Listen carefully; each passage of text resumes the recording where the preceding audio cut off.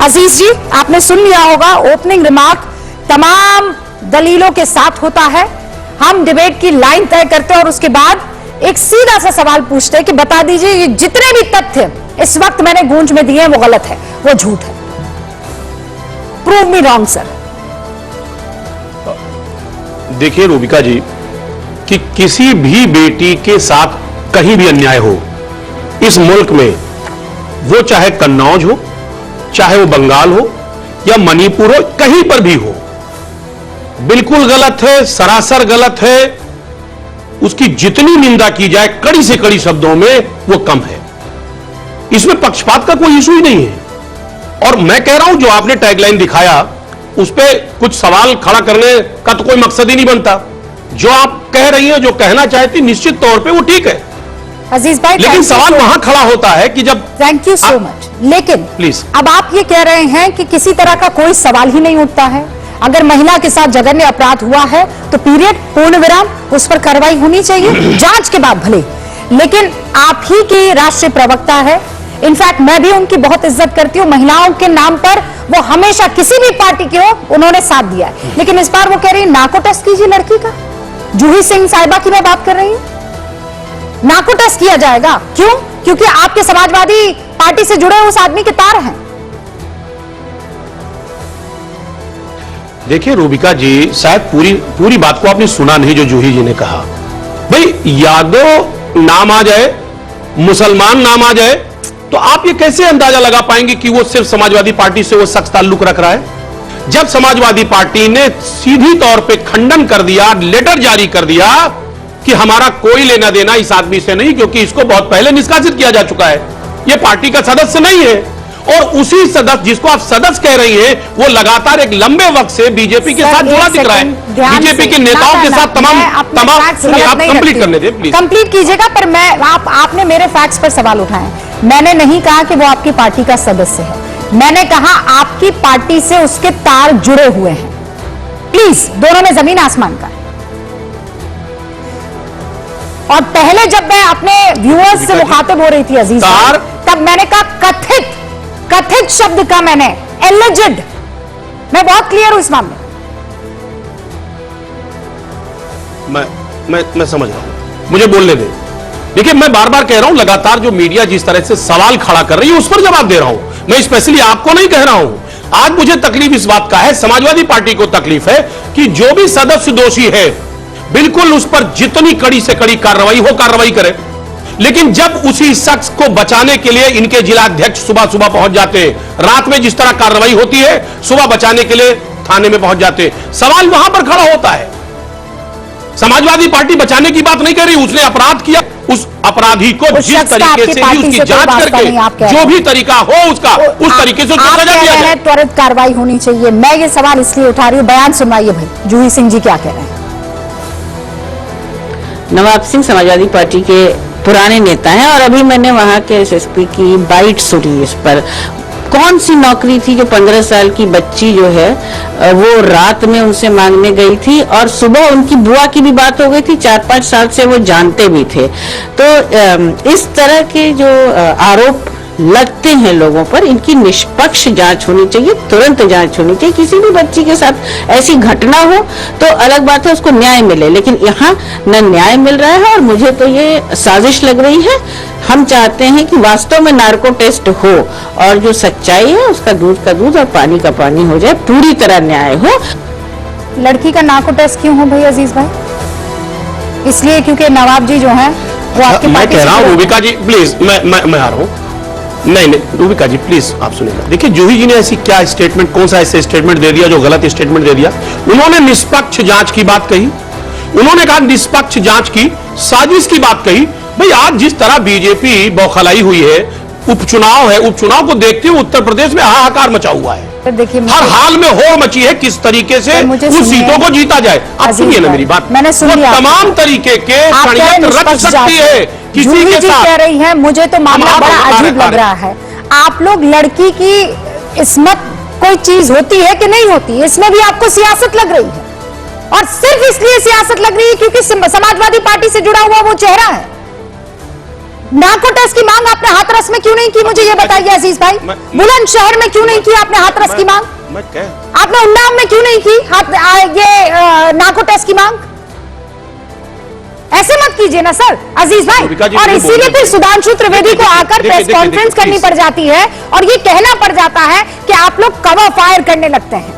अब जवाब दीजिएगा, सूरत में पार्टियों को कॉलर से पकड़ कर कहना होगा तुम किसी भी पार्टी के हो, सुनो तुमने ये काम किया है, अब भुगतोगे। यही तो रूबिका जी कह रहा हूं, इस पे सियासत नहीं होनी चाहिए। जिस इस शख्स ने दरिंदगी की है, गलत काम किया है, उसको सजा दिलाइए, सजा दीजिए। बीजेपी उसको सजा देने के बजाय वो इस चीज को जोड़ने और घटाने में लगी है कि साहब ये समाजवादी पार्टी का आदमी है, कि साहब इंडिपेंडेंट है, कि बीजेपी का। मैं कह रहा हूं समाजवादी पार्टी से इसका कोई लेना देना नहीं। जब था वो नेता तब था, लेकिन समाजवादी पार्टी का वो एक्टिव मेंबर नहीं है। पहली बात तो यह स्पष्ट हो जाए। दूसरी बात, अगर होता भी तो समाजवादी पार्टी ऐसे लोगों को, ऐसे लोगों की कभी वकालत नहीं करती। वो चाहती उसको सख्त से सख्त सजा हो। इस पर सियासत नहीं होनी चाहिए।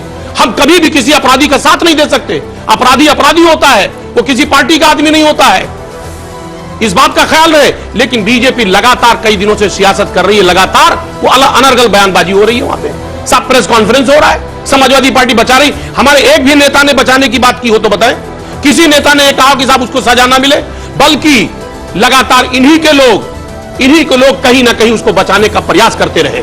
उल्टा अच्छा, आप ये कह रहे हैं जिस तरह वीडियो वायरल है, किस तरह तरीके की चीजें, आप ये कह रहे हैं सुधांशु जी की पार्टी बचाने की कोशिश कर रही है आपके पार्टी के नेता को?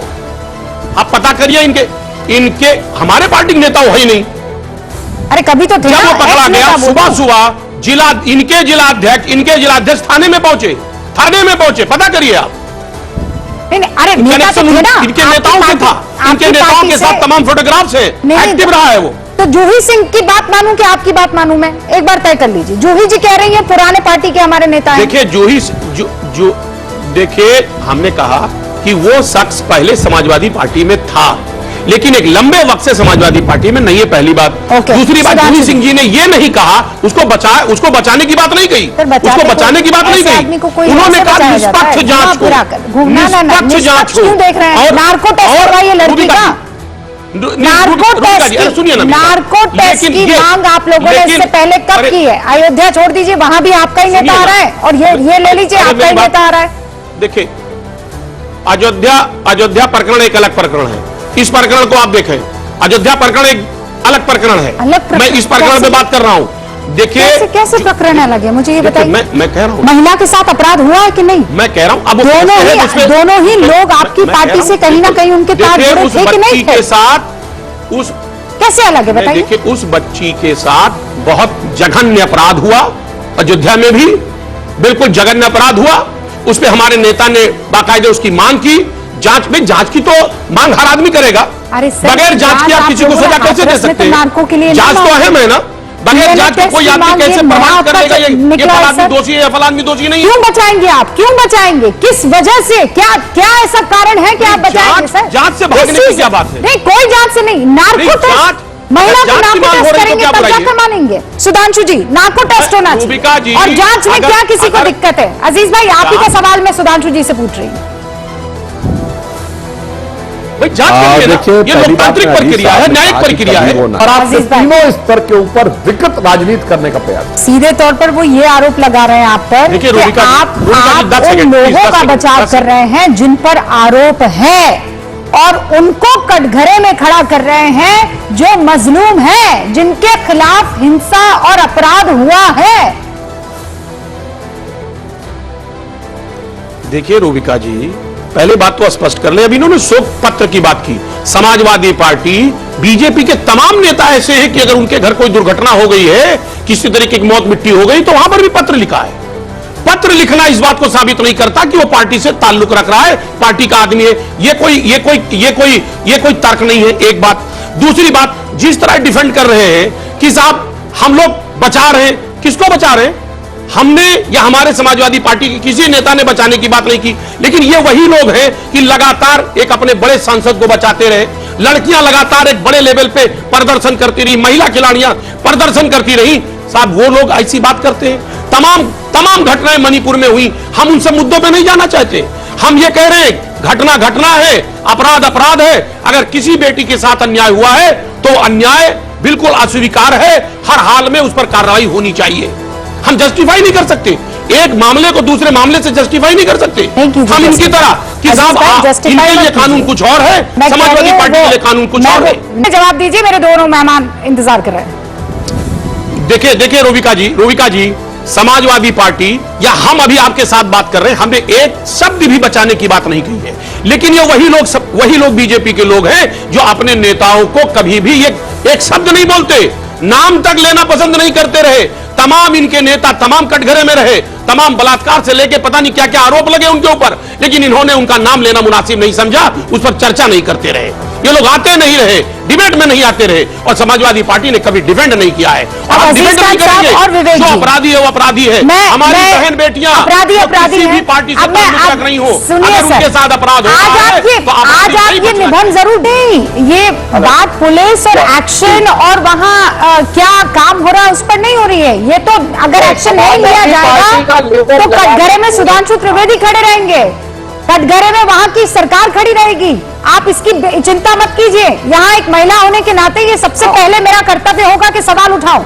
लेकिन मुझे ये बताइए, 3 फरवरी 2022 बुलंदशहर में रेप पीड़िता से मुलाकात करने के लिए पहुंची थी कि नहीं पहुंची थी? प्रियंका गांधी आपकी साथी है ना। 4 अगस्त 2021 राहुल गांधी दिल्ली में नाबालिग 9 साल की लड़की के परिवार से मिलने पहुंचे कि नहीं पहुंचे? राहुल गांधी फिर 3 अक्टूबर 2020 पहुंचते ना प्रियंका वाड्रा और राहुल गांधी दोनों हाथरस। फिर 7 दिसंबर उन्नाव जिले में, मतलब इसमें से जितने केसेस हैं वो ज्यादातर उत्तर प्रदेश में है। अभी जाएंगी मुलाकात करने के लिए। ये नवाब जिसका नाम आ रहा है, अयोध्या रेप पीड़ित जिसका नाम आ रहा है, कहाँ है दोनों भाई बहन? क्यों नहीं जा रहे हैं मुलाकात करने के लिए? विवेक जी क्यों नहीं जा रहे हैं?